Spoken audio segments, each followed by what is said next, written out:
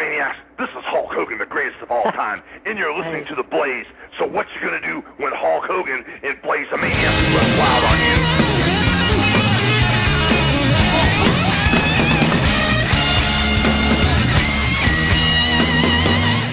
you? Welcome, everybody, to another edition of Interactive Wrestling Radio here on WrestlingEpicenter.com. I am Patrick Kelly, being joined by Nick Knoll. James Walsh will be with us in a few minutes. And, Nick, how you doing? Well, I'm doing very well, and let's just say if you've ever wanted to be a wrestling writer, there are some positions open. Yeah, it sounds like it. In several companies, actually. Let's kick off. Jim Cornette has apparently been removed as head booker from Ring of Honor, which confuses me because I thought he was not the head booker. Well, here's the thing. This is a very weird situation because from the way I can understand this, when Jim Cornette returned to Ring of Honor, he was put in the position of executive producer. Technically not the booker, but he would kind of have like a say and was supposed to help then booker Adam Pearce. Then Adam Pearce left, and they gave the reins to Delirious. Somewhere along the lines, it more or less just became Jim Cornette was in charge. I think that really happened after the buyout by Sinclair Broadcasting. And then this past week, it was announced Jim Cornette will no longer be the head booker. However, he will remain backstage, and he'll still apparently have control over consistency and storylines. So to me, it kind of seems like a lateral move where it changed, but it didn't really change. Yeah, well, Ring of Honor needs to do something because they're really, really, really stale at the moment. And, of course, they really need to fix something in their production when it comes to their live pay-per-view streams. That's a major problem with them. But, yeah, I mean, they do need a creative change, absolutely. Because, I mean, not since Tyler Black was there there's just no spark with that company at the moment, in my opinion. Tyler Black was the last major prospect that they had, and whatever they were doing with him. Yeah, yeah, well, I was just going to say they needed to do something to change it, and obviously Cornette's booking style, which is very textbook, to put it mildly, old school and textbook, just isn't going to cut it now, especially for a product like Ring of Honor, which had always prided itself on being more cutting edge anyway. Right, and I think part of the problem is, and I don't know if this is going to change a whole lot, Patrick, because he's still backstage. He's still going to, apparently he still is an advisor to Delirious, so that means he's still going to have an influence on the storylines. And one of the things I think Ring of Honor suffers from is they've fallen into the same trap a lot of wrestling companies fall into, where instead of building their own talent, they're getting what's available from the other two companies. I mean, that's why we're seeing guys like Mike Mondo get a huge push. We're seeing guys like the World's Greatest Tag Team get huge pushes. Lance Storm and Rhino have main evented shows for Ring of Honor this year. Lance Storm, a television taping, Rhino, an iPay-per-view fairly recently. So my question is, are they going to go back to that where they're trying to find the very best available in the independent circuit, and they're going to try to find the next Austin Aries, the next CM Punk, the next Samoa Joe, or are they going to just kind of keep falling into this trap because you do have these corporate overseers now that are saying, well, we're putting a lot of money into this. You can't just pick out these no-names. We want to have a solid name, that we can, build that people will know from television. So that worries me, and there's a part of me that almost feels like I don't know how good a booker Delirious really is. I mean, I've been very critical of the ROH product as a whole since Gabe Sobalski was still running it. I think they really took a step down in quality after the end of the Combat Zone War, which was years ago. They've had some good shows. They've had some bad shows. I'm hopeful that this change leads to a rebirth, and we see a real positive step in the right direction, because I want Ring of Honor to be good. But I don't know if it's going to change that much because one, Cornette's still there, and two, if the overseers of ROH, this Jeff Kof guy, is calling the shots and he's going to make it hard for them to do what they need to do, it could just be the same problems. And, here's the thing. One of the biggest problems ROH has, like you said, was their production on pay-per-views. Jim Cornette doesn't take any of the blame for that. I don't think he can he? I mean, that seems to be strictly a behind-the-scenes thing, or not even behind the scenes, just whatever it is in their production trucks or whatever. I don't know. Well, I guess they don't have production trucks, but I guess, I don't know whose fault that is, but damn.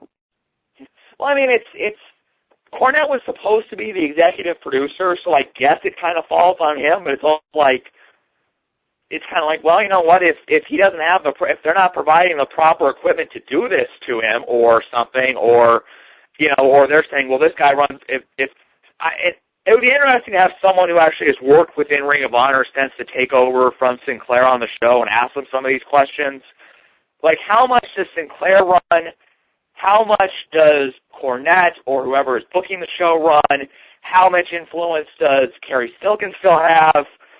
I'd really like to kind of figure that out. It's one of those great questions that we don't know. Because, I mean, back in the day, it was pretty cut and dry with Ring of Honor that Gabe Cebulski was running the show. What he wanted would go, and if he didn't like it, he'd throw a fit backstage and start trashing the place. Apparently, that's really awesome. But highly recommend the Samoa Joe CM Punk shoot interview Ring of Honor did a number of years ago, where they start talking about, I guess there was like a lighting cue that went wrong, not at an ROH show, at an FIP show, and Gabe just got so upset they had like a whole bunch of like ashtrays because they were running a nightclub, out of a nightclub. Gabe just starts throwing all of them out of pure frustration because the lighting cue was blown. Oh, that's really awesome. But, I hope Ring of Honor continues to live on and grows better from here because, again, we've talked about this before. You look at the future stars of wrestling over the last decade, AJ Styles came out of there, Christopher Daniels, Samoa Joe, Austin Aries, and CM Punk, who are the two champions right now of the two major companies. I mean, Ring of Honor has had a major influence on mainstream wrestling. Because they've produced the big stars of the future, and I would hope that they would be able to continue to do that. And I still see. I don't know if we'll ever see the next. I don't know if we'll ever get that next big superstar out of there, but I still see guys that have a lot of potential. Adam Cole, Kyle O'Reilly. I think if Davey Richards were to get signed and they gave him a serious push, he could be a pretty big star, depending on how he's presented. Kevin Steen, I think, has a chance. It depends on them getting signed, obviously, but there's still a lot of great talent down there, so there's been such a malfunction with the booking the last year. And, I mean, you can even kind of see it among the ROH bots where they're getting frustrated with the show. A lot of them were kind of throwing up their hands like, okay, why is this being booked like this? What happened to our product? Because there's something when you love a company as much as, me, as I love TNA, and as much as some people love ROH, and you start seeing people change it, you are going to get frustrated with it, and you are going to kind of, sometimes, when it winds up being a much bigger success, kind of like, you have to get over it, but other times when it goes backwards, you're like, see, I was right. Yeah, especially in Ring of Honor's case where they're using like stars like Rhino and Lance Storm in big roles. I mean, that's something that Ring of Honor fans always criticized WWE and especially TNA for. And now, here they are. They're basically doing the same thing. Right. So, fingers are crossed. It's going to be a while before I think we see what the direction will be because, one, I don't think all the Ring of Honor TV shows have been taped for the next next 2 months or so at the last TV taping they did. And the next major event was already booked I don't know, the card was booked. So it'll be interesting to see who gets a push, who doesn't get a push under this, I guess, the return to Delirious being the head booker. Yeah, it'll be interesting. But Jim Cornette wasn't the only head booker that apparently lost his job or lost that title and position within the company. Brian Gerwitz, who was the head writer for the WWE, has apparently been removed from his role as well. Yes, and also I think, what was it, Ed, some name that starts with an S, who's a longtime member of the booking team, was taken off the road. I guess there are some writers that travel with the show week to week. There are others that are kind of just kept in Stanford, and their job is to kind of, I guess, write the show from there. Right. Here's the thing about the changes. Great, now I'm blanking on the guy's name. Brian Gerwitz. Gerwitz has been there a very long time. He was one of the, I think he really came to power after the Vince Russo departure. And I'll say this, I have read a number of books where wrestlers have put him over as a great writer, as an understanding writer, someone that they could go to. And their idea, they would have some idea, like Chris Jericho talked about. He said he came up with like the Money in the Bank idea, and he says, Brian was the one, though, that ran with it and really figured out what it was going to be. And I think Mick Foley talked about that a few times. So he has written some good ideas. A lot of the wrestlers like him. Unfortunately, here's the thing. He's also been the head writer for so long, and, you do kind of wonder, okay, how much of this is his doing with these shows I've made it clear I'm not a fan of. I think you've been on record of, Raw has not been enjoyable for you for the most part since they went 3 hours. But I think the big issue is, at the end of the day, it's still Vince McMahon in charge. So it doesn't matter who they put in this role. That guy's still going to have to please the same person that Gerwitz was trying to please. I agree with that. I think, I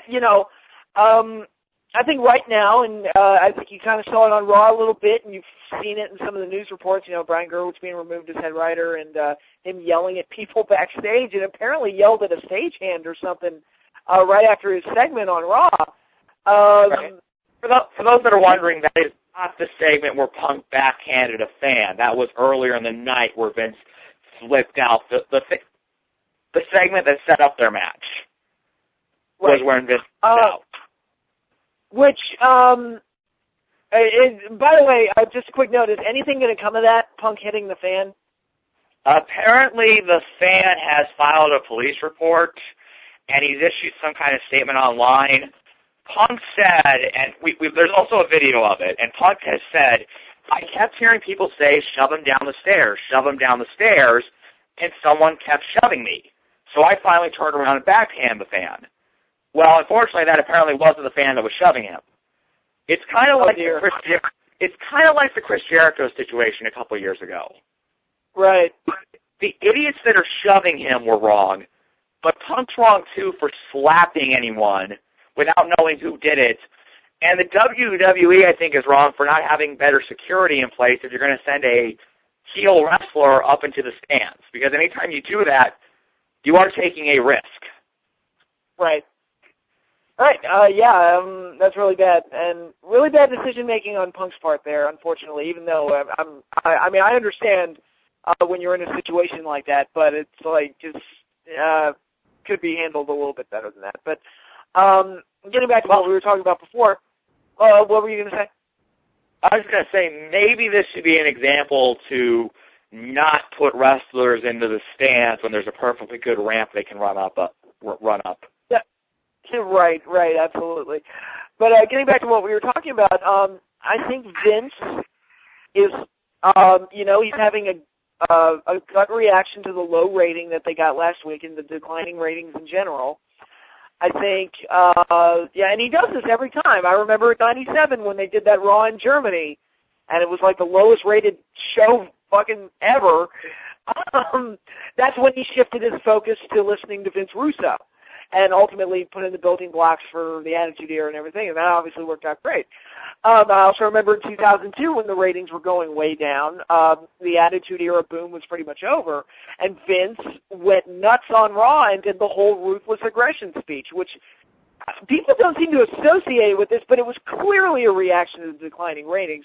And to me, it made it look like he was blaming the wrestlers for the ratings going down. And,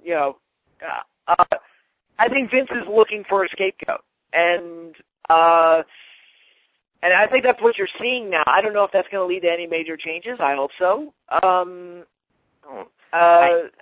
don't know. I think this week's Raw was kind of just a quick fix solution by inserting himself into the mix.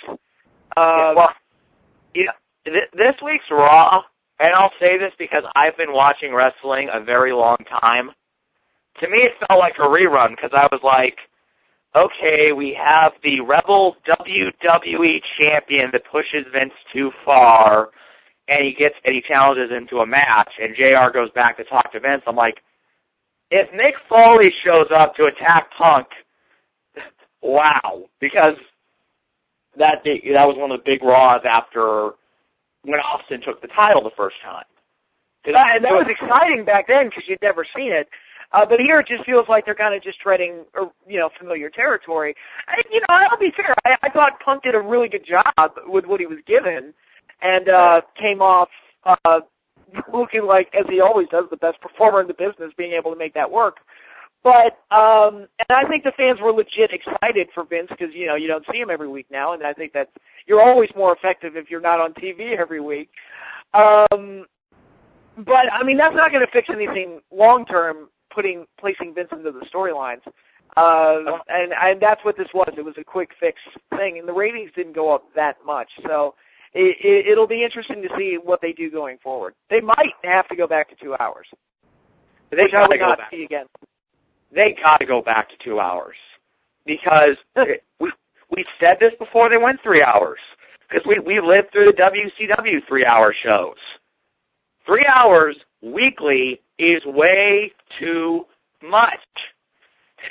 It's just too long to stretch out the show, and when you don't have a roster that is as deep as you used to, and they have the talent to have a really good mid-card, but they don't book it effectively. A good example is Antonio Cesaro. Instead of having a decent feud for his U.S. title, he just has a one-and-done match with several people every week. There's no... It's like, okay, he beat Zack Ryder, he beat Brodus Clay, he beat Tyson Kidd. Okay, is he ever going to defend that belt against someone that we were supposed to believe could take it from him?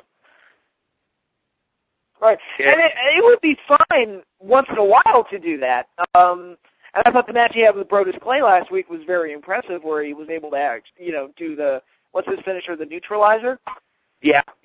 Him being able to do that. Yeah, him being able to do that to Brodus was really impressive. And I like Antonio Cesaro, Claudio Castagnoli, whatever you want to call him.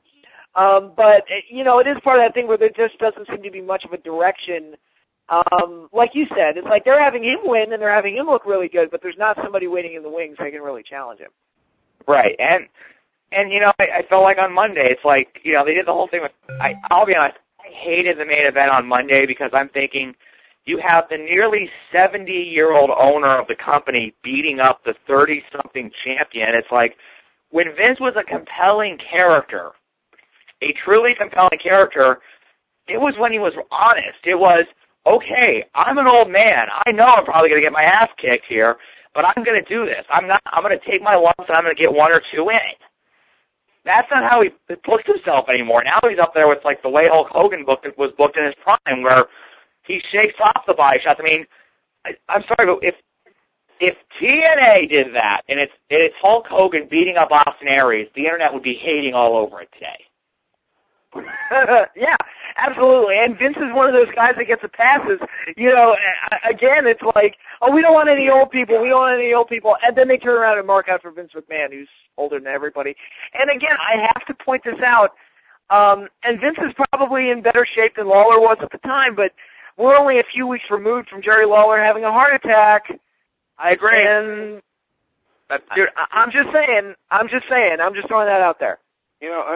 I'm joining the phone, by the way, guys. Hi, James. Yeah. Hi, how you doing? I haven't heard what you guys have been saying. I did hear a little bit about the main event, and yeah, you're right. The main event was kind of a head scratcher in the way that it was booked for Punk. That said, though, I like him getting the choice of who he's going to have the main event with at the Hell in a Cell. I did like that. That's a nice cliffhanger for next week. It is, and it's the first time they've done something like that in a while, where it actually makes you want to tune in the next week to find out. But the cliffhanger isn't compelling. It's not compelling in you. I haven't heard anyone say that. I haven't heard anyone say that. Oh, it's a compelling cliffhanger. It's either match number 568 with Cena, or it's match number 1 with a guy that does not deserve to be in the main event. They're not. What's going to happen is if they send Ryback out there to main event a pay-per-view, there's going to be kind of an initial pop for the first couple minutes, then it's going to die off, and then people are going to start chanting for Punk. It's going to be Bobby Lashley at December to Dismember, take 2, only now it's a white bald guy with big muscles. By the way, Ryback is awful. I'm just throwing that out there. And the only reasons he's over, there are 3 reasons why he's over. 1, Punk is awesome. And he's such an awesome heel that he's able to get people to cheer for Ryback. 2, he wins all the time. And 3, he does have a cool catchphrase. And that's it. And that's all he has. It has nothing to do with him as a performer. It's all like the stuff surrounding him and the booking protecting him that makes him look good. But if you watch him perform, he's supposed to be like a Goldberg character, and he's such a watered-down, tame, boring version of that I just don't care. Right? And here's the thing. I mean, you can't deny he's over, though. I mean, and I'm not trying to play devil's advocate. I'm being honest here. You can't. I'm going to deny that he's as over as people think he is. You're getting people to think he's right for them. He gets a minor pop when he shows up. He gets a minor pop for his finisher. The rest of that match is silence. In between, people are not interested in what Ryback's doing. They're waiting for him to hit the finisher and then do the "Feed Me More" chant. When Goldberg was at his peak, fans were into his entire match. When Warrior was at his peak, people were cheering the whole time. People are not interested in Ryback between the ropes. And that's why it's going to be a disaster if you put him out there with CM Punk, because I assume if you're going to put him in a main event, it's going to have to be about the same main event time, no matter how much you gimmick the match out of it. He's going to run out of his 3 moves. He has 3 moves, and it's not going to work. People are going to get bored with this guy. I don't believe he only knows 3 moves. I believe those are the 3 that they've used in his squash matches. Being generous. Yep. I've seen this guy work in developmental. I've seen this guy on NXT. He knows 3 moves. He is the classic example of a guy that purely got a job because, oh, wow, he has a huge set of biceps. Well, I think this discussion is kind of moot because I think it's pretty obvious it's going to be Punk and Cena. I don't think so. I don't think so either. Cena, I think Cena's hurt too badly. I think they're holding out hope that Cena's going to be okay. I honestly believe this, that if Cena can't go, which I think is more likely than anything right now, Ryback will not only get the main event, he's going to beat Punk for the title. Because they're going to try to make it into that, oh yeah, Punk got what he deserves moment, and people are just going to be like, You'll have a Sheamus champion.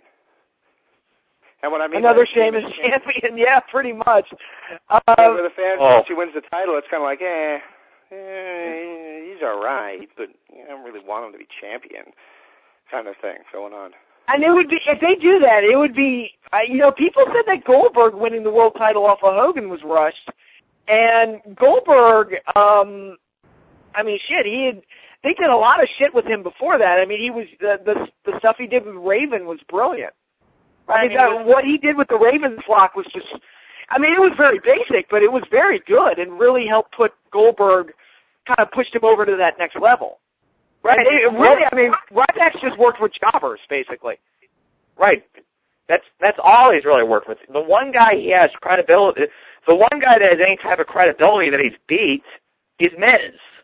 And Miz is not being booked that well right now. I mean, his only real feud is with Jinder Mahal, who until he started showing up with Heath Slater and Drew McIntyre, I think most people had no idea who the hell Jinder Mahal was.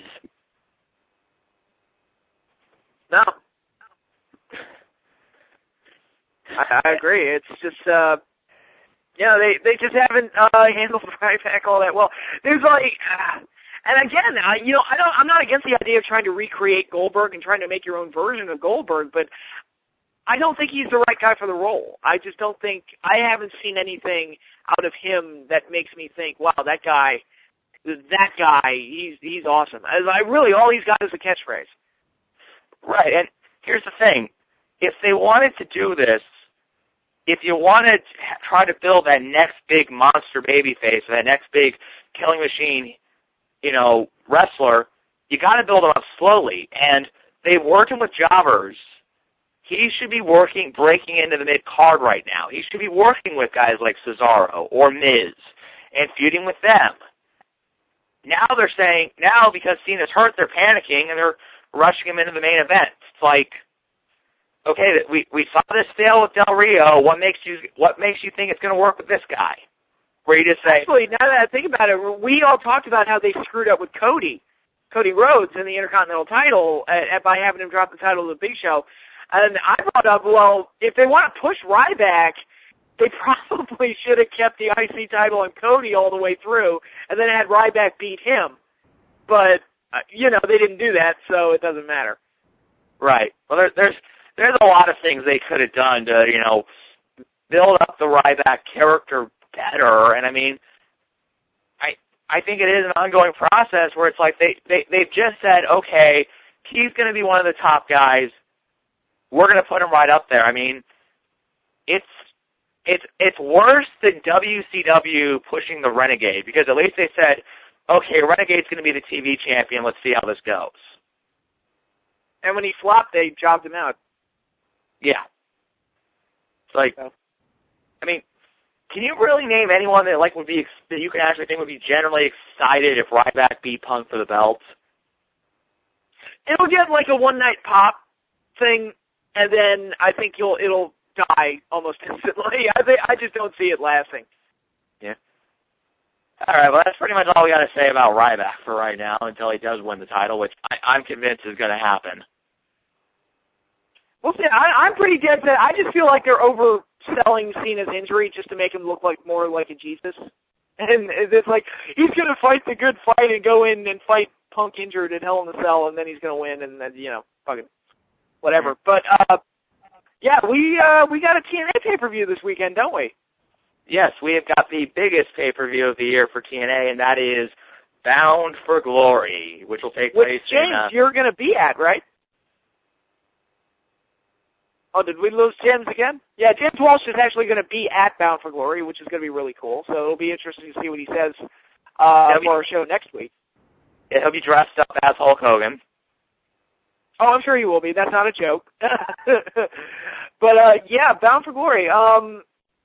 It'll be interesting to see how the Arizona crowd is. I remember the Texas crowd for Slammiversary was so good that it really helped elevate that show. And we talk about that whenever TNA ventures out of the Impact Zone. Typically, it's pretty good. Now, the flip side of that is that the Nashville crowd at Lockdown was nothing short of terrible. Like one of the worst crowds I've ever seen. So, hopefully Arizona turns out to be a good crowd. And, hopefully it's a really good show. I will talk about the card in a little bit, but I'm just hopefully TNA actually pays off. I mean, their television and their pay-per-views the last few months have been pretty good, so hopefully it pays off in their big show of the year. Well, I'll say this. TNA has actually released more tickets than what they originally planned to do for Bound for Glory. So I got to take that as a good sign. Like, they had a layout set, and I guess the demand was so much for tickets that they actually said, okay, we'll redesign it so it opens up some more seats. I got to take that as a positive sign one way or another, that at least there's an excitement for the event, that people want to see it. I know James has said scalping is 100% legal in Arizona, but I can't believe it. I got to think it's going to be more than just scalpers bought all those tickets expecting it to pay off. Right. Which I hope that is the case. It'd be really embarrassing if there were 4 or 5 guys bought all the tickets, and then it's those 4 or 5 guys in attendance. That would be pretty sad, actually. But we'll see. I've got pretty high hopes for the Arizona crowd. But let's go over the card. Is the full card pretty much? I don't think we have an X Division title match yet. Which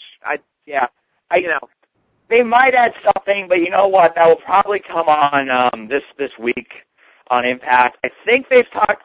They're going to do I think it's an hour-long pre-show special on Spike TV, kind of a countdown show, kind of like the Sunday Night Heats used to be on USA, which I like that idea. I like that, by the way.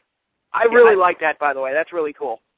I hope that Spike does that for the other two major TNA pay-per-views, the Lockdown and Slammiversary, because that's kind of TNA's big three in terms of events. I love to see them do that at least for those three. And it's a great idea.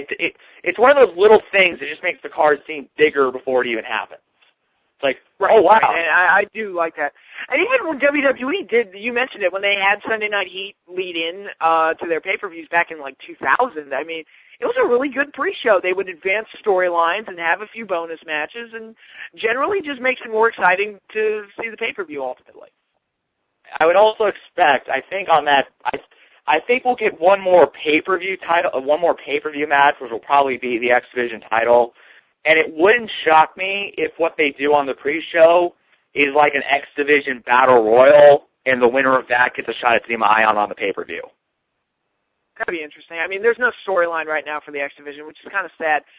They need more bodies for the X Division. I mean, Kenny King, where's he? Sanjay Dutt, he's apparently not signed to a contract, even though he appeared last month. Look, it would be cool to see him. Patrick, I'm sorry. That's Dave Metzler being smart. I'm sorry, Dave Metzler's the one that started this whole Kenny King isn't under a contract because he hasn't appeared. Because he had a shoulder injury he was healing up. Dave, yeah, but even so, I mean, he still hasn't been on TV since his last match. So, yeah, and that's true for a lot of the X Division guys. They just haven't really utilized them that much, and it's kind of a shame because they could use a few extra bodies. And when you put that moniker on it, that the X Division title, whoever holds that belt going into July of next year has a chance to go after the world champion, you would think that they'd put a little bit more onto it. That should be an important thing to have. And I would expect the competition for that belt to get a little bit stronger, and that hasn't really happened, unfortunately. I mean, Team Ion's okay, but and I like that they're making him like this dangerous guy that hurts everybody he works with, but he just, like we said with Cesaro, there's just no one on the horizon right now to really challenge him except for Jesse Sorensen, but Jesse Sorensen's not going to be back until next year. Right, and I hope so. I hope that they start doing more with the X Division. There are a lot of guys in there that I like. I love Kenny King. I think he's got a lot of potential. Some of the other guys that they've signed, got him flanking on names, but Kenny King, Doug Williams is still there, Sanjay Dutt. So let's see some of these guys. The problem is I think it's almost a time issue where it's like with only having like 2 hours a week, TNA, they still can't figure out how to budget it for everyone. And it seems like more often than not, the X Division is the one that pays the price and doesn't get any on-screen time. That's why I wish they would almost get like a secondary show like on Saturday night, which you could put an extra storyline into, even if it's just like a one-off match, and like Explosion, do Explosion, and then have that be like a little tournament on Explosion where the winner gets an X Division title shot or something. I wish something like that would happen. Unfortunately, it just hasn't. Yeah, and they could probably, just use their 2 hours and just do a better job of rotating people. You don't need to have the same knockouts on TV every week when you have some X Division guys. You don't need to have guys like, Rob Van Dam on TV every week when you can have an X Division match or something like that. I'm just throwing ideas out there. You can rotate guys in and out. It'll be a little bit more effectively than just using the same guys every week and kind of giving the X Division the shaft all the time. Right. I agree with you on that. That would be another thing that they could do. As for Bound for Glory itself, you want to go from top to bottom, or you want to start with like the lower card matches and then end with the main event? What should be the main event? Let's start with the lower matches and work our way up. All right. A match I am a big fan, excited about. It is Joey Ryan versus Al Snow. If Joey wins, he gets a TNA contract. And one thing this card has is that one way or another, every match on this card has a backstory to it. There's a reason for it happening. It's not just, oh, hey, it's a pay-per-view. You and you are having a match. They've done this storyline for months with Joey, and big credit to the way they pushed it with, at first, Joey just being pissed off online about not getting his contract, and then slowly integrating it on TV, and then now you're getting this inevitable point where it's Al, who's been the guy that's been kind of taking the blunt of Joey's venom, stepping up. And I'm not a big fan of the older guys stepping in and getting a spot on an pay-per-view like this, but I'll forgive it because this is a way to get to, A, put over Joey, and, you know, B, it's not, there's an actual payoff to it. Joey's going to win, he's going to get his contract. It's not like Heath Slater gets beat up by all the legends and his big payoff is, oh, he gets beat up by all the legends at once. Right, exactly. And I'm actually going to give TNA credit. I'm actually happy with this match. I don't think it will go very long, so it will work as kind of a filler on the show. But they put so much into establishing Joey Ryan's character, almost to the detriment of the gut check segments, because it's kind of like, I don't even care about the guy that they're showcasing. It's just like, okay, when's Joey going to come out? And it's really made Joey Ryan kind of a fun character to follow. And I'll be honest, initially, when he had his match with Austin Aries in his first appearance, I was not that impressed with him. But ever since then, it's like they've made him such a cool character, and they're mimicking the Occupy 99 thing with the 87% bit. Yeah, that obviously what they're referencing there. They're having him just be this angry rebel that's trying to force his way into the company, and it's actually worked out really, really well, I think. So yeah, the irony is the guy who got rejected on gut check has been on TV 10 times more than anybody who's been approved. Right. That's exactly that's the point I just made, actually. But yeah, I do really like this storyline, and I hope they do the smart thing and have Joey go over, and then we'll see what happens with him following that. Actually, There you go. There's a guy for the X Division right there.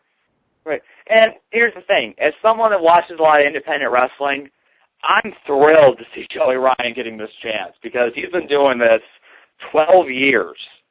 He got started, ladies and gentlemen, before WCW and ECW closed. So it's great to see him getting this opportunity to be on a major show like this. He's one of those guys that, like, he was on WSX, and that closed after a year. Ring of Honor used him for a while, but they never really got behind him. He's had, a couple tryouts here and there with the WWE, never got signed. So it's nice to see someone that I've seen for years paying his dues, getting his opportunity. Well, and that's what he runs himself as, too. He runs himself in the ring. The character aside, he runs himself in the ring like an 80s-style wrestler. And ultimately, that is kind of the same kind of background he had, where he went through all of these different promotions and did pay his dues. The basic territory system is basically what he comes from with the larger independents that he's worked. So I am glad to see him get this opportunity. I wish our interview with him had gone a little longer and wasn't as rushed as it was, but I am glad to see him get this opportunity, and I think that somebody like Al Snow can give him a solid match. Al still wrestles. Don't make any bones about this. Anybody's going to talk about ring rust and things like that. Al wrestles nearly every weekend on some independent in Bumblefuck, Wyoming, and all these other places. So make no mistake, he might not, be in 1998 shape, but he's still in ring shape to put on a solid performance. So these two, I expect to have a solid match, and obviously I think we're all expecting Joey Ryan to go over or some way earn his stripes. But right. Yeah, that's where we're at. And I'm really excited to see it in person, by the way. My wife's favorite wrestler is Al Snow, so she's a lot happier about going, knowing that he's actually going to wrestle.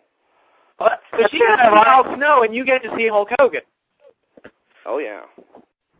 It's like TNA knew you were coming. Now, if you tell me that Nikki and Alice's favorite wrestlers are like Austin Aries and Chavo Guerrero, I'm going to think, okay, who did you contact? No, they my little guy's favorite is unfortunately John Cena and Sting. So he'll get to see one of his two favorites. He'll get to see Sting. Yeah. And Nikki's favorite is Hulk, so Hulk will be there. Whether obviously he's not going to wrestle, but he'll be there. I'll say this. I assume because if there's a match that's going to get gimmicked out and have 500 run-ins, it's probably going to be the match that Hulk is the 8th and 8th tag team match. So I expect we'll see Hulk do the Hulk up at least once. He won't do the leg drop, obviously, because it will destroy his back, but we'll probably do the throwing punches and the tear of the shirt and the big boots.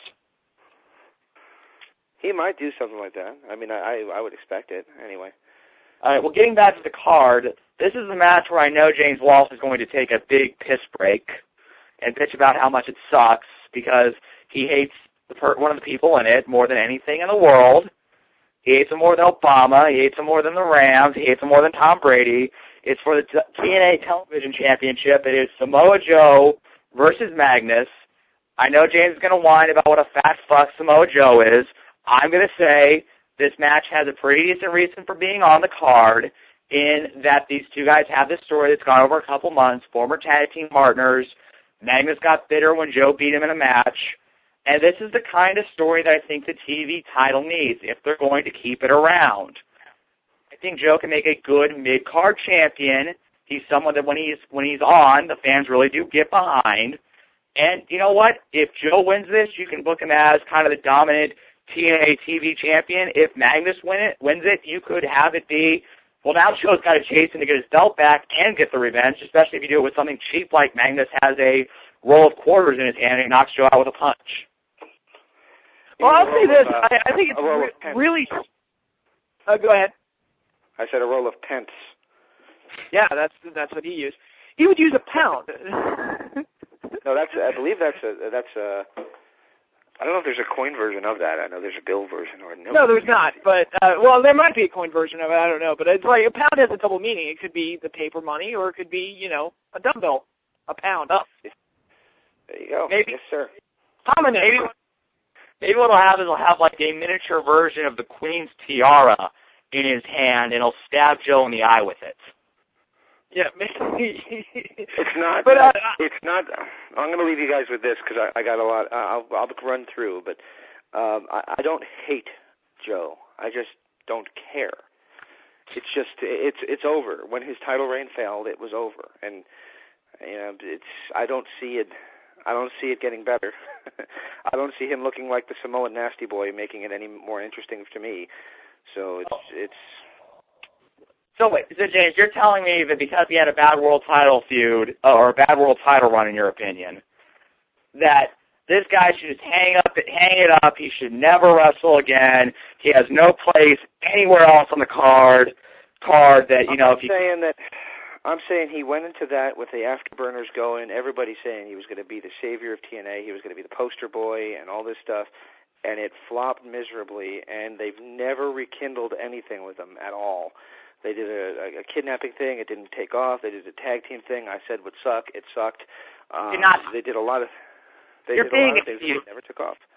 Those matches were not bad. Those matches were pretty damn good. The problem was the tag team division was getting weak, and then you had Alex Shelley, walk away, so they couldn't do anything with the guns like they wanted to do.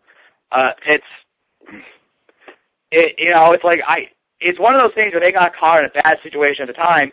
They were a good tag team, and I wish it would have lasted a little bit longer. My big complaint with this match is, they haven't done enough to build it up because it's been such a slow, build. It's like this happens. It's like little things that led to it took place 1 month at a time instead of weeks at a time. Well, I'm going to criticize two things here with this match, and it's not necessarily the competitors, but actually, let's make it three things. Number one. I think it's really, I don't know who really royally messed up in TNA, but I don't know how you let Devon leave the company without dropping the belt.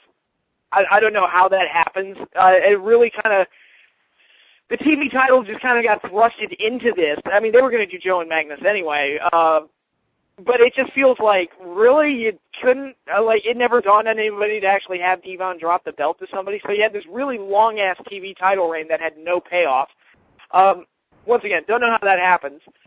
And two, I do think TNA's kind of overusing the friends turn enemy storyline on the show. I mean, with Roode and Storm, it works great. I have no complaint there, nothing wrong with it, no problem with it. The Knockouts match, okay. And then this match is you're kind of overusing it a bit. I think that should kind of just be reserved for Roode and Storm, especially since Joe and Magnus. Yeah, not a bad tag team, but they were just kind of the tag team that was kind of just holding the belts when they had nothing else to do. They weren't to the level of a beer money. I don't think anybody's really that invested in Magnus and Joe having a feud because they weren't that special of a tag team. I mean, we're going to do like a TNA Tag Team Hall of Fame. I think they get no consideration at all whatsoever. Just throw that in there. And 3, I wish they had done a little bit more with this in terms of storyline, because, I mean, they could make the argument that Magnus cost Joe the Bound for Glory series by injuring his arm when he attacked him after they had their match, and he injured his arm, and you could say that he was responsible for Joe losing the Bound for Glory series, but they didn't do that. They didn't really play up that part of the story. So it's just kind of going into this thing, it's like, it's just kind of a basic thing, nothing really that special about it beyond that. Yeah, well, yeah, that's pretty much it. Moving on to the card, we have the Knockouts title match. It's Tara versus Miss Tessmacher. As Patrick said, it's kind of a friends turn on each other's story. You know, it's basically that Tara can't handle that she lost the big match for the title. They're playing up this angle with her new boyfriend, which I'll be interested to see if that is who that is. I have a theory that it actually could be Joey Ryan, since she keeps playing it up as that he's from Hollywood, and I know Joey's from California, and he plays up the Hollywood aspect of his gimmick a little bit more on the independent circuit. We'll see what happens. I don't think this will be the greatest match ever, but I think it will be a pretty decent match. I mean, I don't think these two girls can go. Tessmacher got hurt, so maybe they'll just wrap it up in 30 seconds or something. Just have Tara cheat and just beat her, or attack her backstage and beat her or something like that. I don't know. Yeah, we'll see. They've done that before, or we've seen that before. We saw it with Mickey and Madison Rayna at Lockdown last year when it was Mickey who had that shoulder, and they wanted Mickey to win the belt either way, so she just kind of ran Madison repeatedly into the cage, and that was it. Yeah, pretty much. I remember that. But, yeah, not a whole lot to say on this match beyond that. So what's next? If you're a fan of women's wrestling, you'll like it. Then this is the match I'm most looking forward to. It is Bobby Roode, James Storm, a street fight, the special enforcer, King Muhammad Lawal, the former Strikeforce light heavyweight champion. This is going to be a match of the night. This could be match of the year if they're given enough time. You know, it's been such a great story. You know, everything about it. You know, the whole it's 1 year in the making. You know, every time James Storm has started to get ahead, Bobby Roode has cost him one way or another. These two guys pretty much can do no wrong in the ring as far as I'm concerned. I'm so excited for this. This is the reason to buy the pay-per-view if you're a fan of pro wrestling. If this isn't the match of the night, I'll be shocked. I can't picture anything else matching it. I'm having flashbacks to Storm and Harris having their Texas Death Match, which I think is one of the 10 best matches. It's one of the top 10 best matches in TNA history, I think. I put it up that high. And I'm really getting that same kind of vibe from this one, only better because they put more of a story into it. I mean, this has been building for a year, and part of me wishes it had been the main event. But either way, I'll take it. I think it'll be a great match. I don't know if King Mo will really add that much. I do think it helps. It's kind of like when they had Ken Shamrock be the referee of the Bret Hart Steve Austin match, where it's just like it just kind of creates that feeling that they have to get some other guy to kind of control the chaos because these two are just impossible to control because they hate each other so much. But yeah, I expect a great match here. I expect it to be very violent, and hopefully it pays off because I think these two deserve to go out there and just be allowed to steal the show. Right. King Mo, I think what it is that they want to get like MMA Uncensored Live, which is the other Spike show to promote Bound for Glory for them. They like MMA Junkie, MMA Weekly, MMA Fighting, BJPenn.com, all mention Mo's debut one way or another. So it's about bringing a little bit of extra press to the show. And like you said, I think it does create that atmosphere of, well, we can't control these two guys. Let's go get this, badass to come in and, if they get out of line, he'll just punch them. Mm-hmm. I expect what will happen will be Storm will win, and then after the match, Roode will get in King Mo's face again, and Mo will knock him out, and that would probably lead to Mo's first wrestling feud. Yeah, which, if you're going to trust King Mo with somebody of his debut, Bobby Roode is probably the right way to go. Yeah, I expect Storm to win this match because in all the matches they've had in the last year, Storm has never beat Roode, so I think that's going to be the payoff here, where Storm finally beats Roode and probably ultimately ascends to finally get back into the world title picture. Well, also, I know it's going to happen because Roode pointed it out on Impact. He said, You've never beat me, Storm. It's like, well, once someone says something like that, we know that they're going to win. We know that the other guy's going to win. Right. Right. And then we have the match that I think will be very good, but then I want it to be over and never happen again. It is, of course, the World Tag Team Championship match. Christopher Daniels and Kazarian, the World Tag Team Champions of the world, versus the Dream Team, AJ Styles and Kurt Angle, versus James Walsh's favorite team, Mexican Pride, Hernandez and Chavo Guerrero Jr. Or I'm as actually going to defend adding Chavo Guerrero and Hernandez into this match because I think it freshens it up a little bit, at least. And at the very least, and I'm not a fan of just making another Mexican tag team just for the sake of having another Mexican tag team. And I wonder if Arizona, if they're going to be just gigantic heels, or I don't know how people are going to react to them in Arizona, but whatever. I mean, I don't mind them. And Chavo is at the very least, he's a much better worker than Anarquia. So at least it's you get better matches out of him. And I think having a third team in there just kind of it spices it up a little bit because we saw Angle and AJ versus Daniels and Kazarian. We've seen those four guys wrestle each other in all kinds of different combinations, and we all know about AJ and Daniels. We've seen that 18 kajillion times. So I think at least adding another team in there makes it a little bit spicier and lends itself to being more of a spot fest type of match. And I do expect that. I do expect a very good action-packed type of affair here. You pretty much said all my points for me. They had to add another team to this because we've seen, the combination AJ and Daniels and Kaz and the Angle now, wrestle so many times. It's boring. This is at least something fresh. If I were booking this, I would just have it be after this, AJ and Angle go off to World Title Land or TV Title Land or wherever, and you have Chavo and Hernandez feuding with the Tag Team Champions because I want to get the. Here's the thing: I love AJ, Angle, Daniels, and Kaz, but I want to see them work with other people. I want to see some matchups. It's been over a year now, TNA. For the love of God, I've given you so much love. Give me this. End the feud.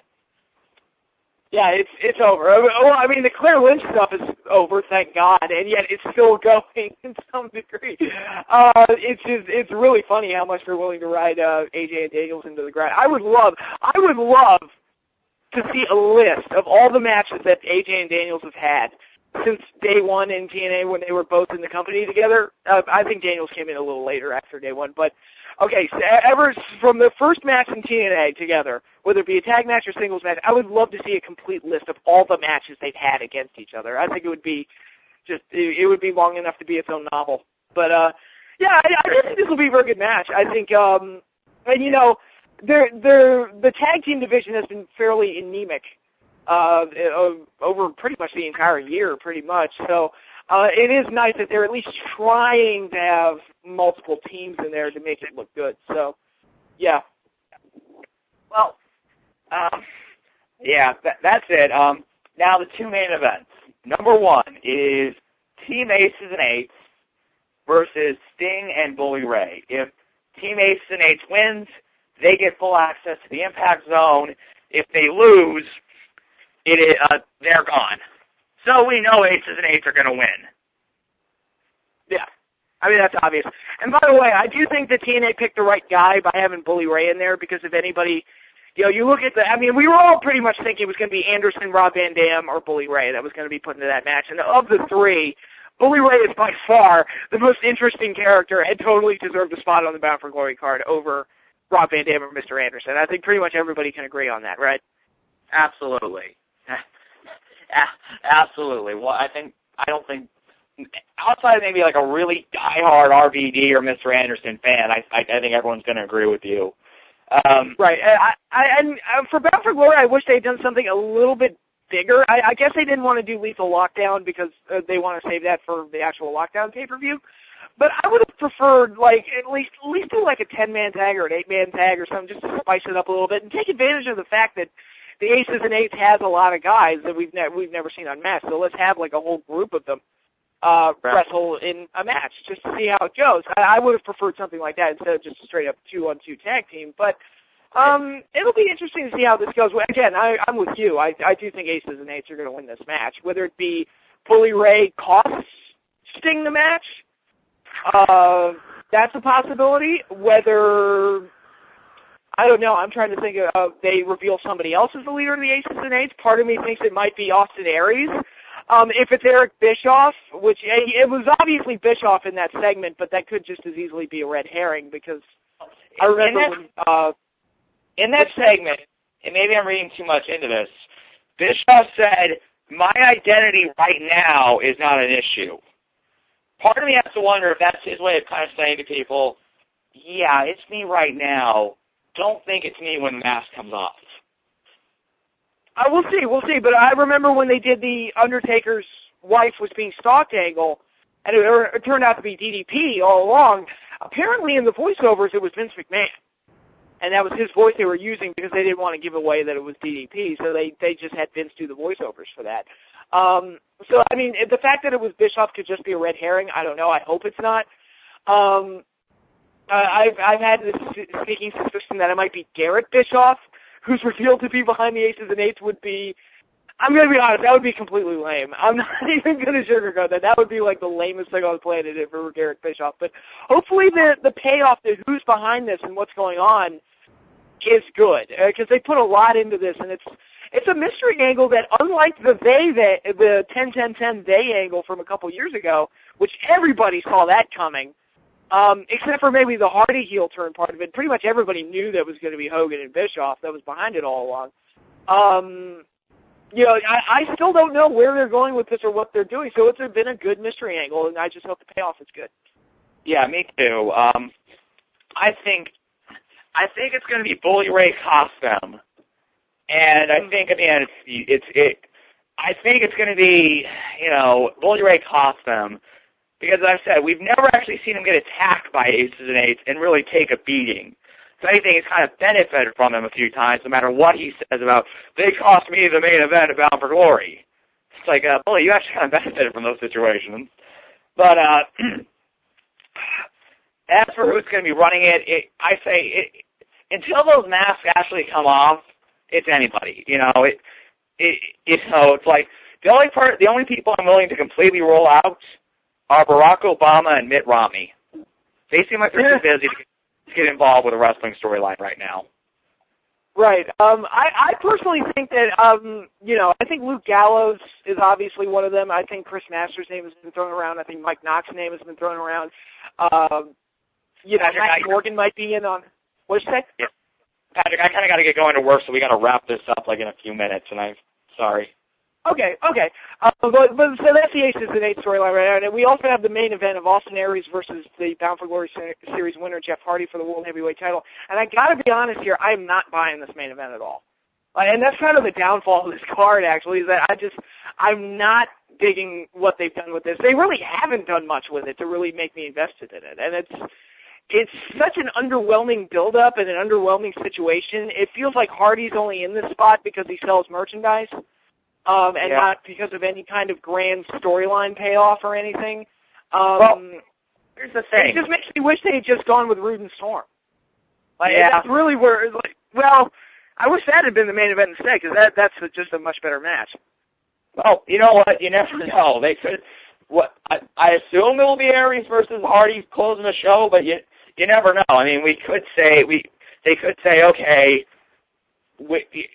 until the matches actually play out, they could do some weird angle where Rude jumps Storm early in the show, and Dixie Carter says, you know what? To be fair to James Storm, we're going to give him all the time in the world. We're going to give him all the time that we can to let him recover. I remember they did that once on a WWF, like In Your House, where Brett jumped Austin. That was Revenge of the Taker. Of the Taker. It was that show. So it is kind of an underwhelming thing. I would not be shocked if Jeff Hardy is revealed as one of the guys behind Aces and Eights. I was thinking Austin Aries. You know what? I think Aries will retain the title, though, and here's why. It looks like they're setting up for a Bully Ray Austin Aries title match, based off of some of the things they've done on Impact leading up. It'll be interesting. We'll see how it all plays out. All right. Well, I actually have to go, everyone. My definite recommendation is to buy Bound for Glory. Enjoy it. I hope James has fun seeing it live. We'll be back here next week. If I have anything to say about it, break the card down. And we'll probably do a preview for Hell in a Cell. So, till then, I'll see you guys later.